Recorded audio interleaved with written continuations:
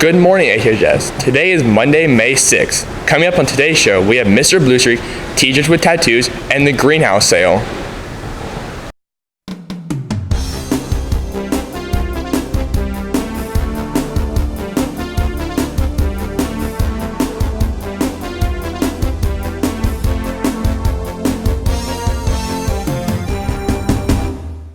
Remember to use your voice and vote for next year's student government today. HHS HOSA is hosting the first ever Mr. Bluestreak pageant from 6 to 8:30 on May 9th right here in the auditorium. The students will be competing against each other with different competitions to see who will win the title of Mr. Bluestreak. Guys, pop up to the Mr. Bluestreak pageant on Thursday, May 9th in the HHS auditorium from 6 p.m. to 8:30 p.m. You can get your ticket at lunch for $3, at the door it's $5. Some students go to school with their siblings. Mariah talks about their two set of siblings to see how their school experiences changes once a brother or sister is here.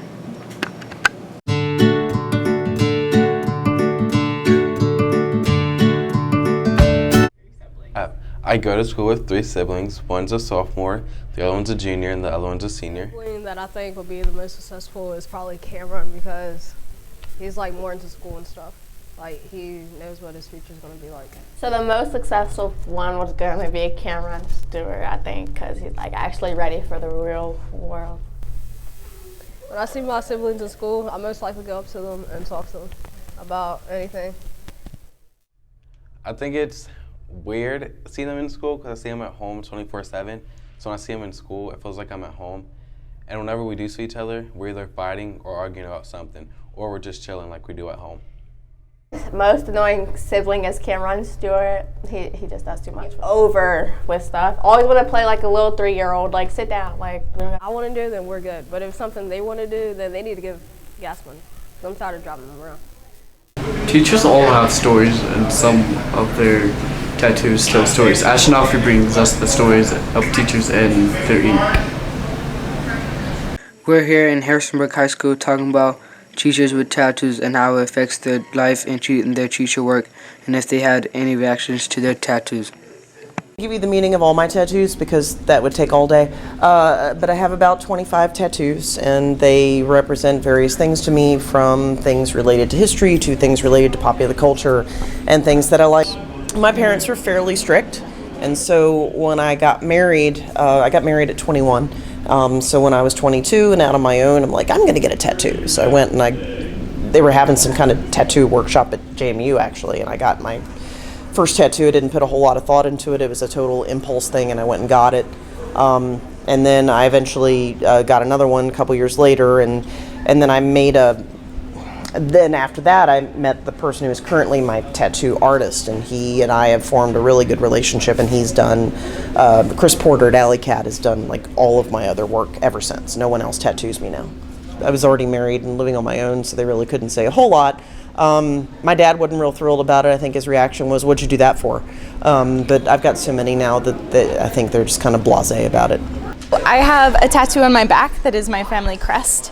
It is from my mom's side. They are Scottish in heritage, and I have the outline on my back. So it's from my mom's side of the family is from Scotland. My grandfather traced the family all the way back through, like, I don't know, some great uncle or something, and found it. My mom cried when I told her about it, and when she first saw it, and said I was disrespecting the family. So that was negative. Made me promise to not tell my grandparents. One's a mermaid, and then there's some robot flowers, and then one's a Kurt Vonnegut quote. So they were things I liked. Could you show us which? Oh, and a jellyfish, because jellyfish are really cool. Like, how do they live? And what's going on in a jellyfish? But then they're terrifying and they sting. This one's history. That's some dolphins from the Minoan civilization. That's Maleficent from Sleeping Beauty. The goddess Athena. These are some characters from a comic book called Sandman. I also have a sword down the middle of my back. I've got a dragon from a medieval manuscript. I have Boudica, who is a Celtic warrior who defeated 2 Roman battles and burned the city of London. As the sun begins to shine and the weather warms up, those with green thumbs begin thinking about their gardens. And a good place to start is our very own greenhouse. Mr. Goebel's horticulture class has their seedlings. My name is Mr. Goebel and I teach Bio 2, which is our we sell the plants is to keep funding our program. All the money that we raise is invested back into the greenhouse, purchasing new plant seeds, new plasticware, new fertilizer and soil for next year. And we've also been putting some work in outside for garden beds here behind the greenhouse with the money we raise. I really enjoy gardening and greenhouse work, and I really like watching my plants grow throughout the year. I find it very rewarding. Also, I know that a lot of our faculty members from the high school and from other schools in the district, they really enjoy the flowers and such as well. So seeing them happy really helps out my mood as well. So we're planning on starting our sale on May 10th to the high school teachers.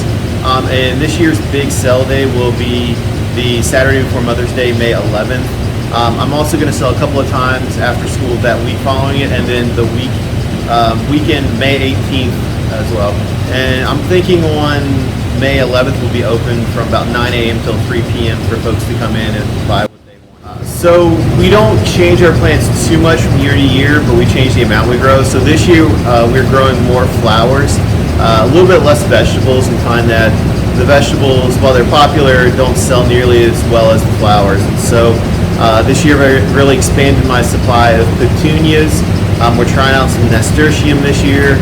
And we have gotten rid of pansies. For some reason, we never have much luck with those for sale, so we got rid of those this year.